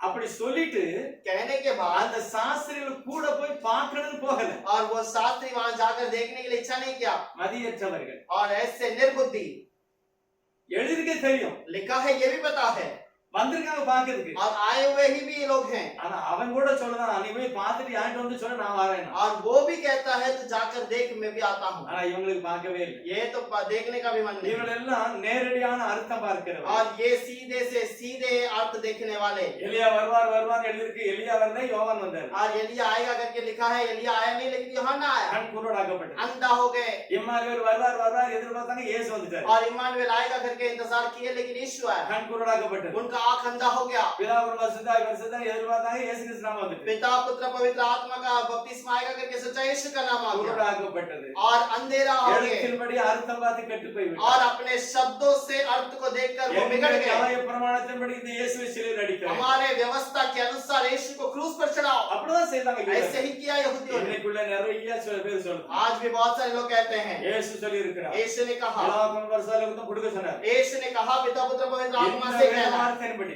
इस वचन के अनुसार அப்போஸ்தலர் 2:38 தப்பு और प्रेरितों का दूसरा अध्याय 38 गलत है குருடருக்கு வழிகாட்டுறது குருடர்கள் और अंधे को दिखाने वाले अंधे ஆனால் கலப்பில்லாத வார்த்தையை நான் ஏற்றுக்கொள்ள और बिना गड़बड़ी के समझाने वाले लोग। வேதத்தை நல்லா வாசிக்க कलाम को ठीक से जांचिए, நல்லா தியானிக்கணும் ठीक से ध्यान कीजिए। பைபிள்ல வெளிப்படுத்தல ஒண்ணுல சொல்கிறார் 3வது வசனத்துல प्रकाशित वाक्य के अंदर कहता है, இந்த வசனத்தை நல்லா வாசி इस वचन के अंदर ठीक से पढ़िए, கேளு सुनिए, அதன்படி நட उसके अनुसार चलो, உனக்கு பாக்கியம் वो तुम्हारे लिए धन्य होगा। இல்லன்னா என்ன நடக்குமா नहीं तो क्या होगा? வெளிப்படுத்தல் 22:11 சொல்கிறது प्रकाशित वाक्य 2 के अंदर कहता है, அநியாயம் செய்கிறவன் இன்னும் அநியாயம் செய்யுமா और जो अन्याय करता है वो और अन्याय करेगा, அசுத்தமா இருப்பவன் இன்னும் அசுத்தமா இருக்கட்டும் जो अशुद्ध करता है वो और अशुद्ध करेगा, நீதி உள்ளவன் இன்னும் நீதி जो செய்யும் धर्मी करता है वो और धर्मी के काम करेगा, அசுத்தமுள்ளவன் இன்னும் அசுத்தமா இருக்கட்டும் पवित्र लोग और पवित्र होंगे। சீக்கிரமாய் கர்த்தர் வரப்போகிறார் जरूर प्रभु जल्द आएगा। தேவனுடைய வார்த்தையை தெளிவாய் புரிந்து கொள்வோம் प्रभु का वचन को ठीक से समझे। ஆதி அப்போஸ்தலர் மூலமாய் கொடுக்கப்பட்ட சத்திய வசனத்தை ஏற்றுக்கொள்வோம் प्रेरितों की ओर से दिया गया उस शब्दों को समझ ले। வெளிப்படுத்தல் 22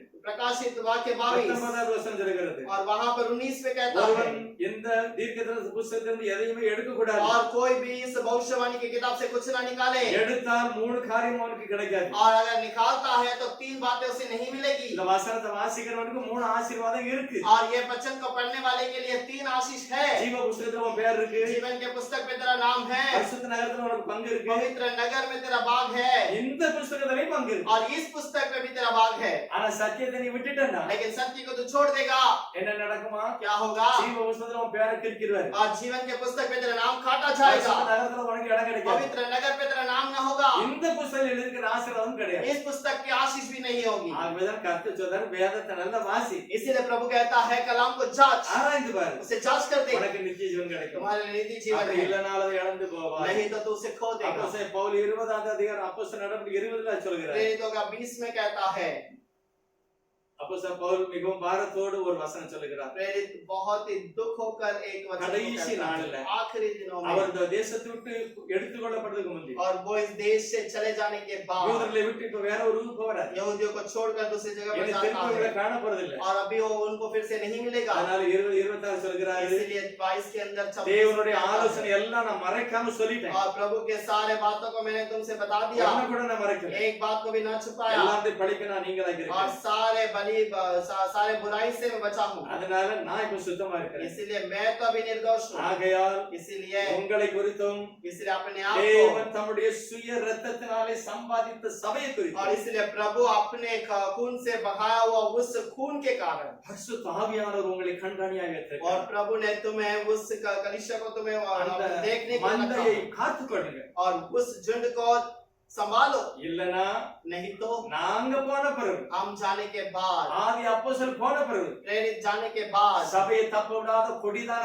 ஓனாய் உள்ளவரும் और वहां पर एक भेड़िया अंदर आएगी, ஓனாய் உள்ளவரும் और एक भेड़िया आएगी, தப்பு தப்பா பிரசங்கம் பண்ணும் गलत प्रचार करेगा, தப்பானதை சொல்லுவான் और गलत बातों को बताएगा। தீர்க்க தரிசனமா பவுல் சொல்லிட்டு போறாரு और पौलुस भविष्यवाणी करके कहता है, தீர்க்க தரிசனமாய் சொல்லுகிறார் भविष्यवाणी के रूप में कहता है, நான் ஜாக்கிரதையா हमें இருக்கணும். ध्यान से रहना है। 2 தெசலோனிக்கேயர் दूसरा थिस्सलुनीयों का 2வது किताब, அதிகாரம் दूसरा अध्याय, பவுல் சொல்லுகிறார் पौलुस कहता है, 2வது அதிகாரம் 16வது வசனம் दूसरा अध्याय का 11वां ஆகையால் वचन, சத்தியத்தை விசுவாசியாமல் और इसलिए सत्य को नहीं विश्वास அநீதியில் करते हुए, பிரியப்படுகிற யாவரும் और अन्याय के ऊपर प्रेम करने वाले कोई भी हो, ஆவிகனைக்குள் படுவார்கள். वो वहां पर दंड के योग्य அவர்கள் ठहरेंगे, பொய்யை விசுவாசிக்கும்படி और वो झूठ को विश्वास करने के கொடிதான लिए, வஞ்சகத்தை தேவன் கொடுப்பார். और प्रभु एक बहुत बुराई को उनके बीच भेजेगा। கவனம், ध्यान रखिए, வஞ்சகத்துல மாட்டிக்கிட்டாங்க. कोई झूठे இந்த बातों में फंसना வேறுபட்ட चाहिए। வார்த்தைகளை ये வாசித்து बहुत தியானிப்போம். कीमती वचनों को ध्यान रखिए और पढ़िए, பழைய அந்த வேதத்தை பார்த்து பார்த்து வாசிப்போம். और वचन को ध्यान देकर पढ़िएगा। அப்போஸ்தலர் எப்படி ஊழியம் பார்த்தாங்க? प्रेरितों ने कैसा सेवकाई அதை किया, பார்த்து பார்த்து பார்த்து பார்த்து காப்பி அடிச்சு ஊழியம் செய்யும். और उसे देख देख कर उसके अनुसार सेवकाई எப்படி कीजिए। பிரசங்கம் பண்ணா அப்படி பிரசங்கம். उसे कैसा प्रचार किया वैसा प्रचार அவன் करो, எப்படி ஜெபம் பண்ணாங்க அப்படி ஜெபம் பண்ணு. जैसा उसने प्रार्थना किया वैसे करो, அவன் எப்படி பேப்டிசம் எடுத்தா அப்படி பேப்டிசம் जैसे எடு. बैप्टिज्म दिया वैसे बैप्टिज्म அவன் दीजिए, எப்படி குடும்பம் நடத்துச்சோ அப்படி நடத்து. जैसा परिवार चलाने के लिए बताओ वैसे चलाइए, அதுதான் ஆசீர்வாதம். वही आशीष है। இல்ல नहीं तो கலப்பான வித்து ஆதியாகமம் 3வது அதிகாரம் சர்ப்பம் ஏமாத்திட்டு और उत्पत्ति का 3 अध्याय में सर्प ने फंसा दिया। தப்பான ஒரு சந்ததியே வந்துட்டு गलत एक जो संतान आ चुका சரியான சாட்சி ஆதியாகமம் 4வது அதிகாரம் और सही गवाही है उत्पत्ति का 4 எல்லாம் अध्याय கொண்டாட்டிக்காரன் और सब 2 पत्नी का है। சாட்சிக்காக கொஞ்சம் கத்தை எழுதி प्रभु வச்சிருக்காரு ने थोड़ा सा वहां पर लिखा हुआ है, அது சாட்சி ये गवाही के அது लिए है। அழிகிற அந்த சந்ததி வளருது वो संतान नाशने को बढ़ रहा है, ஆனா ஆவிக்குரிய சந்ததி 5வது அதிகாரம் लेकिन आत्मिक संतान वहां पर है। ஆனா ஆதியாகமம் 6வது அதிகாரத்தில் उत्पत्ति के 6वें अध्याय पर ரெண்டு ஒண்ணா சேருது दोनों एक साथ मिल जाता है। காயினுடைய சந்ததியும் काइन का संतान சேத்துடைய சந்ததி ஒண்ணா சேருது सेत का संतान मिल जाता है। அப்பதான் தேவனுடைய கோபம் இறங்குது तब प्रभु का क्रोध उतर आया தேவ தூதர்கள் அல்ல தேவ புத்திரர் और प्रभु के स्वर्गदूत नहीं बल्कि जो परमेश्वर के संतान, தேவ தூதர்கள் அவர் கொள்வதை கொடுப்பதே கிடையாது और वहां पर स्वर्गदूतों के साथ में लेन देन नहीं होता। தேவ புத்திரர் என்றால் ஆதாமுடைய சந்ததி और परमेश्वर का पुत्र मतलब अब्राहम आदम के संतान, மனுஷ புத்திரர் என்றால் காயின் சந்ததி मनुष्य का पुत्र जो है वो काइन के இந்த संतान। ரெண்டு ஒண்ணா சேர்ந்து ये दोनों मिलने लगे, அவிசுவாசியும் விசுவாசியும் ஒண்ணா சேர்ந்து अविश्वासी और विश्वासी मिलने लगे, ரெண்டையும் சர்ச்சுக்குள்ள கொண்டு வந்துட்டாங்க दोनों को कलीसिया के अंदर लाया।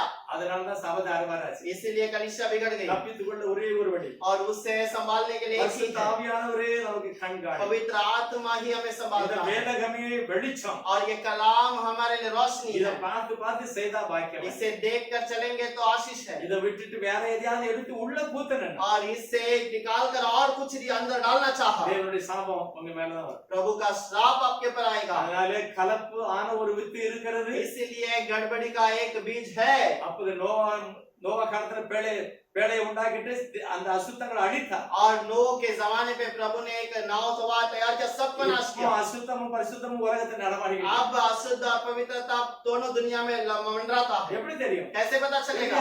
ये नहीं पता இயேசு चलेगा। சொல்லி இருக்கிறார் यीशु ने कहा, யார் என் சத்தத்துக்கு செவி मेरा கொடுக்கும் भेड़ मेरी आवाज को सुनेगा வெள்ளாடி சத்தம் கொடுக்க செவி கொடுத்தார் और जो बकरा है वो नई आवाज देगा। அவரே சொல்லிட்டாரு और वो उसी ने क्या किया। நியாயத்துக்கு நாள்ல என் வலது பக்கத்துல நிக்கிறது என்னுடைய ஆடு और दाहिने और जिस दिन न्याय के दिन पे खड़े रहेगा वो मेरा पेट है, வெள்ளாடு இந்த பக்கம் நிக்கி और जो बकरे हैं इस तरफ खड़े ஆனா हैं। உனக்கு அடையாளம் தெரியாது तुम्हें वो चिन्ह पता நீ नहीं, வசனத்தை சொல்லு तो आवाज को बता दे। ஏற்றுக்கொண்டால் நம்ம ஆடு स्वीकार करेगा तो मेरी இல்லைன்னா बात அது है, சத்துருவின் ஆடு नहीं तो वो शत्रु का है।